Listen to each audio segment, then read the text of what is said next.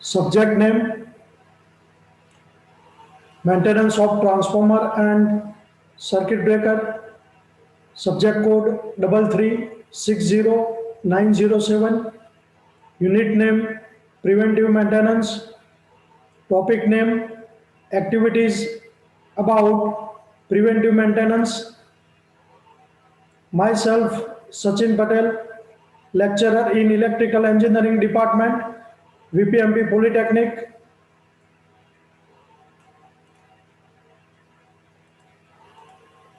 Objective of today's lecture: to know about preventive maintenance, to know about advantages and disadvantages of preventive maintenance, to know about activities performed during preventive maintenance, and to know about functions of preventive maintenance department.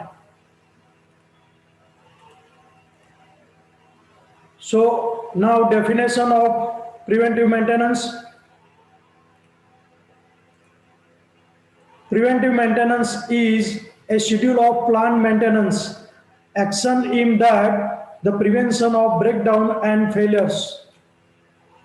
The primary goal of preventive maintenance is to prevent the failure of equipment before it actually occurs.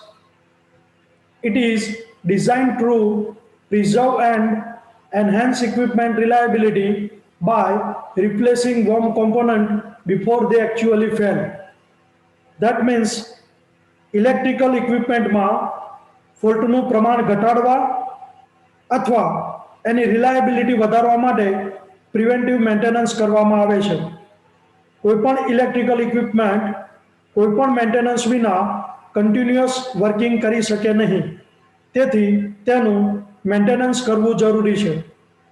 ઇક્વિપમેન્ટના breakdown અને ફોલ્ટને થતા અટકાવવા માટે planning અને schedule મુજબ મેન્ટેનન્સને preventive maintenance કહેવામાં આવે છે.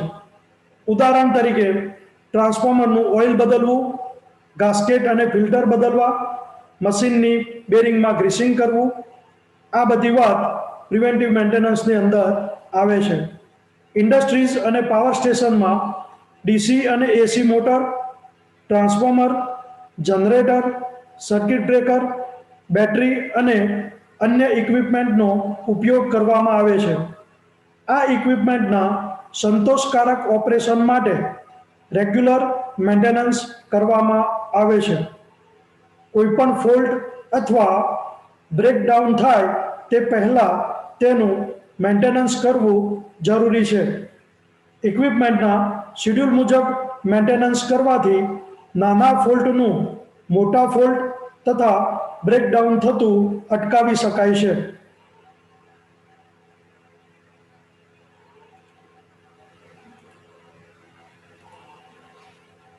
Now, advantages and disadvantages of preventive maintenance.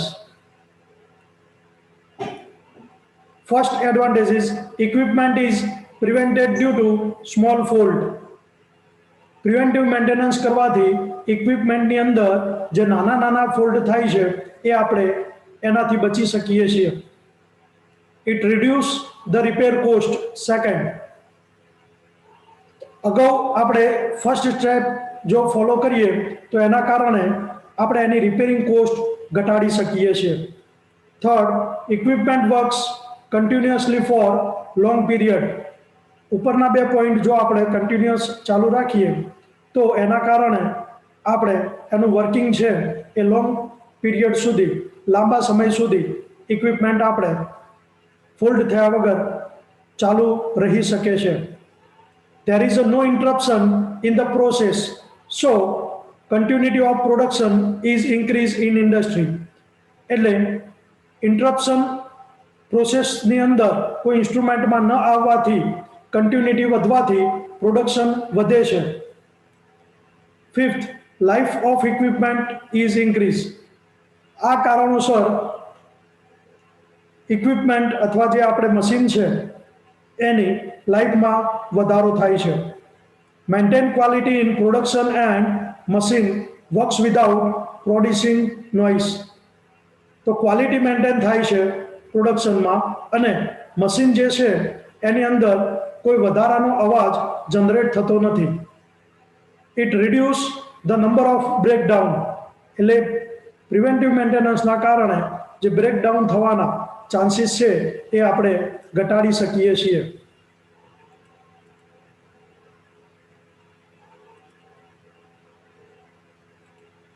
Regular maintenance reduce the possibility of accident, એટલે અકસ્માત થવાના જે ચાન્સીસ છે એ પણ આના કારણે ઘટી શકે છે.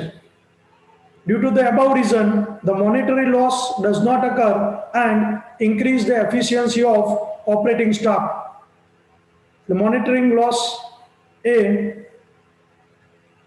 થતો નથી અને એના કારણે આપણને એફિશિયન્સી મળે છે અને ઓપરેટિંગ સ્ટાફ પણ વ્યવસ્થિત રીતે કામ કરી શકે છે.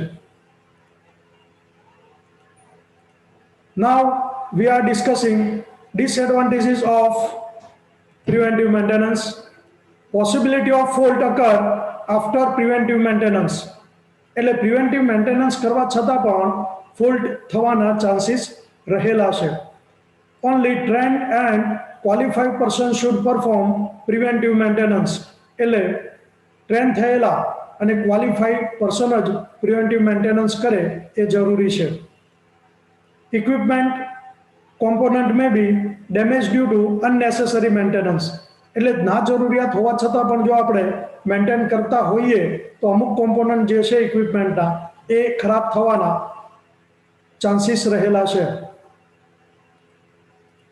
Now we are seeing activities perform during preventive maintenance. એની અંદર first visual inspection. Visual inspection દરમિયાન મશીન ગરમ અથવા ઠંડુ છે, એમાં વાઇબ્રેશન, નટ બોલ્ટની કન્ડિશન, મશીન ઉપર ડસ્ટ, બેરિંગનો નોઇસ વગેરે ચેક કરવામાં આવે છે.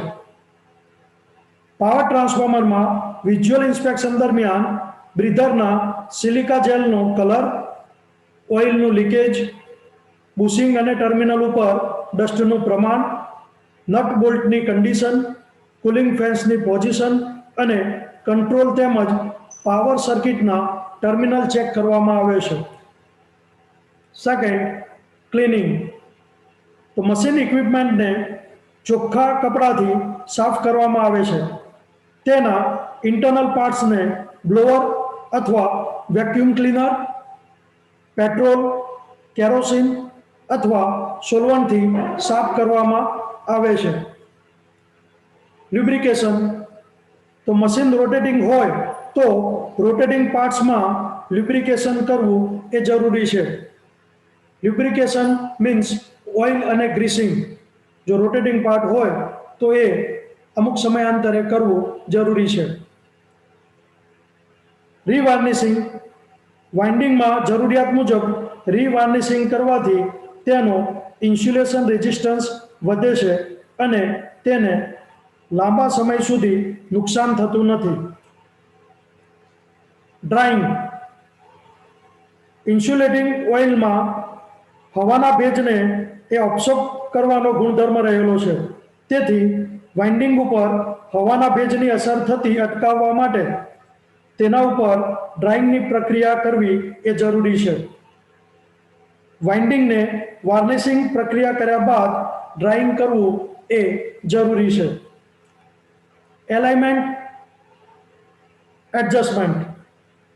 તો ડ્રાઇવિંગ અને ડ્રીવન મશીનનું એલાઇનમેન્ટ કરવું એ જરૂરી છે. આ ઉપરાંત ઇન્ડક્શન મોટર હોય તો સ્લિપરિંગ અને કોમ્યુટેટર ઉપર બ્રશનું પ્રેશર અને પોઝિશન ચેક કરવામાં આવે છે. જો ડીસી મશીન કે જનરેટર હોય તો ત્યાં કોમ્યુટેટર વપરાતું હોવાથી બસનું પ્રેશર અને પોઝિશન ચેક કરવી એ જરૂરી છે. Replacement of warm parts. તો મેન્યુફેક્ચરરની સલાહ મુજબ બળી ગયેલા પાર્ટ્સ અથવા બગડી ગયેલા પાર્ટ્સને આપણે બદલવા જોઈએ. Testing and recording. તો મશીન ઇક્વિપમેન્ટનું ટેસ્ટિંગ કરી એનો રેકોર્ડ રાખવો એ જરૂરી છે. દરેક મશીનનો રેકોર્ડ એ હિસ્ટ્રી ડેટા શીટ ની અંદર રાખવામાં આવે છે. હિસ્ટ્રી ડેટા શીટ, આ ડેટા શીટની અંદર અમુક માહિતીનો સમાવેશ થાય છે, જેવી કે ઇક્વિપમેન્ટનું નામ, પ્લાન્ટનું લોકેશન, એની ખરીદ કિંમત, ઇન્સ્ટોલેશન કિંમત, મેન્યુફેક્ચરર નંબર, મેન્યુફેક્ચરરની સૂચનાઓનો રેકોર્ડ, પિરિયોડિક ટેસ્ટ દરમિયાન ટેસ્ટનો રેકોર્ડ, રિપેરિંગનો પ્રકાર, કેટલા સ્ટાફ મેમ્બર્સે કેટલા સમય સુધી મેન્ટેન કર્યું હતું એ તથા એનો રિપેરિંગ કોસ્ટ. આ વાતો ટેસ્ટિંગ અને રેકોર્ડિંગની અંદર સામેલ હશે. Now functions of preventive maintenance department. To train operating staff about the maintenance so that they can carry out maintenance in emergency. તો ઓપરેટિંગ જે સ્ટાફ છે એને ટ્રેન કરવો જેથી ઇમરજન્સીમાં એ મેન્ટેનન્સ કરી શકે. આ કાર્ય એ પ્રિવેન્ટિવ મેન્ટેનન્સ ડિપાર્ટમેન્ટનું છે. To train the staff of maintenance department about the preventive maintenance. Preventive maintenance કઈ રીતે કરવું, એમાં કયા મુદ્દા ધ્યાનમાં લેવા, કઈ રીતે એને મેન્ટેન કરી અને ચાલુ કરવું, એ ટ્રેનિંગ પણ અહીંયા એમને આપવામાં આવશે. To organise the maintenance programme. અગાઉ વાત કરીએ પ્રમાણે મેન્ટેનન્સ માટેના એ પ્રોગ્રામ ઓર્ગેનાઇઝ કરશે. To prepare the checklist for the items to be inspected. એટલે જે મશીનરી આઇટમ જે છે એનું ઇન્સ્પેક્શન કરવાનું હોય એની ચેકલિસ્ટ તૈયાર કરવી. To distribute the maintenance tools and equipment in different group. એટલે મેન્ટેનન્સ કરવા માટેના જે સાધનો સામગ્રી અને મશીનરીની જરૂરિયાત હોય એ અલગ અલગ સ્ટાફ, અલગ અલગ ગ્રુપની અંદર એ વેચવું જરૂરી છે. જેની જે પ્રમાણે સ્કિલ હોય એ સ્કિલ બેઝ ઉપર ટૂલ્સ અને ઇક્વિપમેન્ટ એ આપણે ડિસ્ટ્રીબ્યુટ કરવા જરૂરી છે. To make standardization and classification of the spare parts and inventory control. એટલે ક્લાસિફિકેશન અને સ્ટાન્ડર્ડાઇઝેશન એ સ્પેર પાર્ટ્સનું કરવું જરૂરી છે, જેથી લાંબા સમય સુધી ક્યારે અને કયા સમયે આપણે આ વસ્તુઓનો ઉપયોગ કર્યો હતો એનો રેકોર્ડ અને કયા વ્યક્તિ દ્વારા એને કંટ્રોલ કરવામાં આવ્યું હતું એ સ્ટાન્ડર્ડાઇઝ અને ક્લાસિફિકેશન બેઝ ઉપર એના સ્પેર પાર્ટ્સ માટે આપણે ઇન્વેન્ટરી કંટ્રોલ કરવો જરૂરી છે.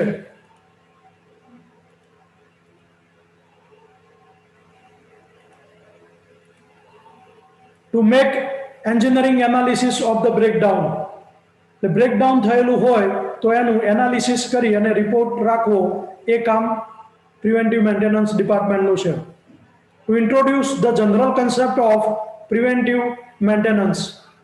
એટલે જનરલ કન્સેપ્ટ જે પ્રિવેન્ટિવ મેન્ટેનન્સના છે એ બી આપણે ઇન્ટ્રોડ્યુસ કરવા એ કાર્ય આ ડિપાર્ટમેન્ટ થકી થાય છે. To organise the necessary record for the maintenance.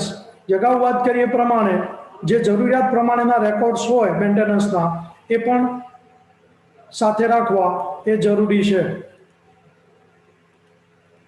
Now thank you very much all of you.